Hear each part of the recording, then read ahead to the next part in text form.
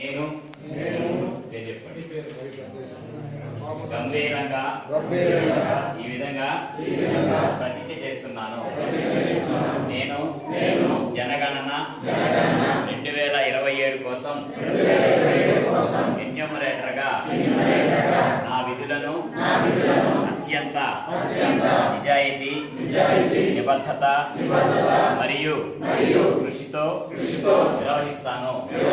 ప్రతి ఇంటిని వినయంతో, మర్యాదతో, సహనంతో సందర్శించి ప్రతి వ్యక్తిని వారి మతం, కులం, భాష, లింగం లేదా సామాజిక స్థితి ఏదైనా గౌరవంతో మరియు గౌరవప్రదంగా వ్యవహరిస్తాను. ప్రతి ప్రశ్నను నిజాయితీగా అడిగి సమాధానాన్ని ఎలాంటి పక్షపాతం, ఊహాగానాలు లేదా మార్పులు లేకుండా ఖచ్చితంగా నమోదు చేస్తాను.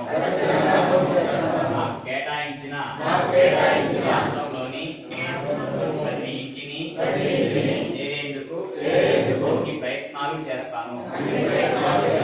ఎవరిని మానకుండా మొదటిసారి అవలేకపోయినా వారిని తిరిగి సందర్శిస్తాను.